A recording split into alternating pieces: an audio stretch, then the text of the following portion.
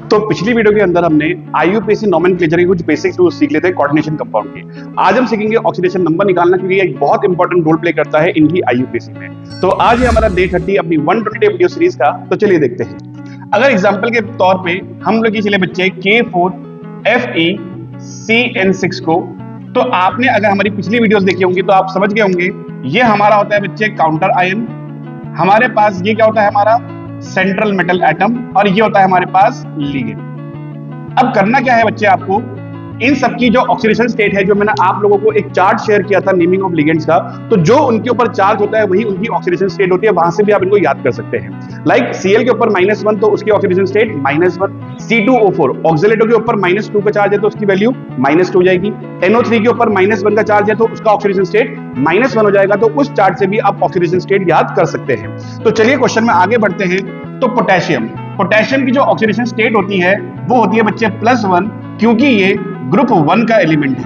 तो अगर हम देखें यहाँ पे पोटेशियम, तो इसकी +1 ऑक्सीडेशन स्टेट है और इसके नंबर ऑफ मोल्स, क्वांटिटी कितनी यहाँ पे 4 पोटेशियम की क्वांटिटी है।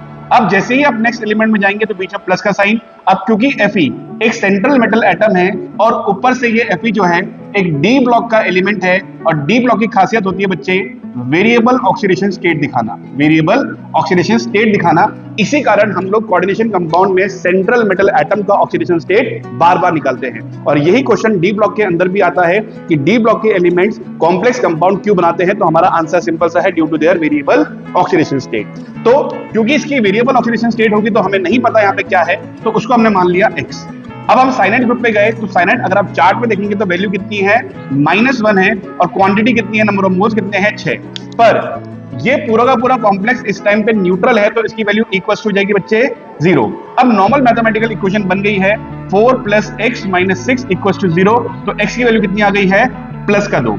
अब यहाँ पे एक बात और ध्यान रखने वाली है, क्योंकि आप सेंट्रल मेटल एटम का ऑक्सीडेशन स्टेट निकाल रहे हैं, तो याद रखिएगा सेंट्रल मेटल एटम का ऑक्सीडेशन स्टेट जो होता है कभी भी नेगेटिव में नहीं